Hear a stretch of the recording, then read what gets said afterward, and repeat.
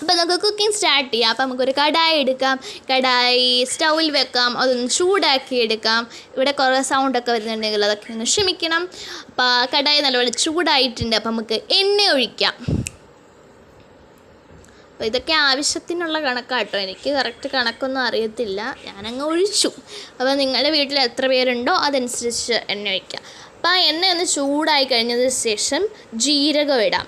അപ്പോൾ ജീരകം കടുക് പൊട്ടുന്ന പോലെ പൊട്ടില്ല, എന്നാലും ചെറിയ രീതിയിലൊന്ന് പൊട്ടും. അപ്പോൾ അത് പൊട്ടി കഴിയുമ്പോഴത്തേക്ക് നമുക്കതിനകത്തേക്ക് ഉള്ളി ഇടാം. ഉള്ളി നമ്മൾ ഇച്ചിരി ഒന്ന് മാറ്റി വെക്കണം, കാരണം നമുക്ക് ലാസ്റ്റ് അതിൻ്റെ ആവശ്യമുണ്ട്, അതുകൊണ്ടാണ്.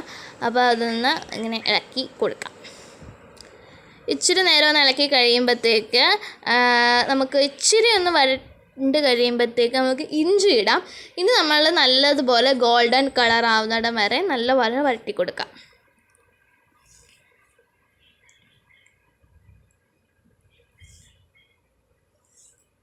വരട്ടി കൊടുത്തുകൊണ്ടേയിരിക്കാം. അത് കഴിയുമ്പോഴത്തേക്ക് നല്ലതുപോലെ ഇതായിട്ടുണ്ട്, ജീരകവും എല്ലാം മിക്സ് ആയിട്ടുണ്ട്. അതിനകത്തേക്ക് നമുക്ക് പുഴുങ്ങി വെച്ചിരിക്കുന്ന വെള്ളക്കടല ഇടാം. പുഴുങ്ങി വെച്ചിട്ടുണ്ട്. പുഴുങ്ങാൻ നേരം നമ്മൾ കുക്കറിനകത്തോട്ട് വെള്ളവും കടലയും ഉപ്പും മാത്രമേ ഇട്ടിട്ടുള്ളായിരുന്നു. അപ്പോൾ പുഴുങ്ങി വെച്ചിരിക്കുന്ന വെള്ളക്കടല ഇട്ട് നല്ലതുപോലെ ഇളക്കി കൊടുക്കാം. അപ്പോൾ അതിനകത്തൊരു ഇച്ചിരി വെള്ളം വീണിട്ടുണ്ടായിരുന്നു, അത് പെട്ടെന്ന് തന്നെ പൊക്കോളൂ കേട്ടോ. അതൊരു ഗ്രേവി പോലെ ഒന്നും നിൽക്കുകയല്ല. അതിനകത്തിട്ട് നമുക്ക് മഞ്ഞൾ പൊടി ഇടാം. മഞ്ഞൾ പൊടി ഇട്ട് ഒന്ന് ഇളക്കി കൊടുക്കാം.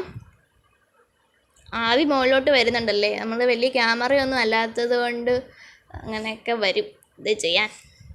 നമുക്ക് നല്ലപോലെ ഒന്ന് ഇളക്കി കൊടുക്കാം. അപ്പോൾ അത് കഴിഞ്ഞിട്ട് നമുക്ക് മുളക് പൊടി ഇടണം. അപ്പോൾ മുളക് പൊടി ഇടാം.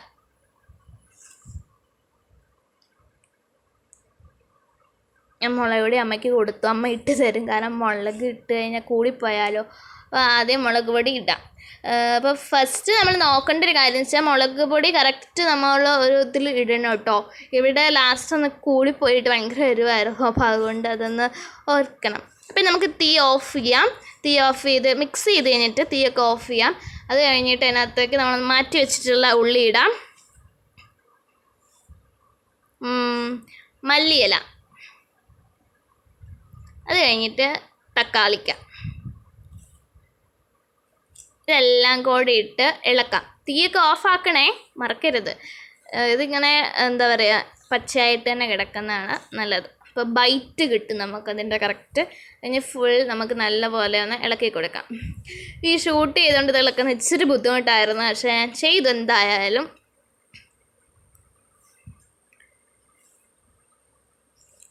ഇതുപോലെ നല്ല സ്വാദിഷ്ടമായിട്ടുള്ള ഒരു റെസിപ്പി ആയിട്ട് ഇനി വരാം.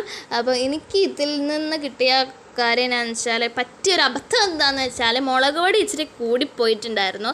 അപ്പോൾ അതെനിക്ക് ഭയങ്കര ബുദ്ധിമുട്ടായിരുന്നു കേട്ടോ. അപ്പോൾ നമുക്ക് വേറൊരു വീഡിയോ കാണാം. Tata bye bye, see U.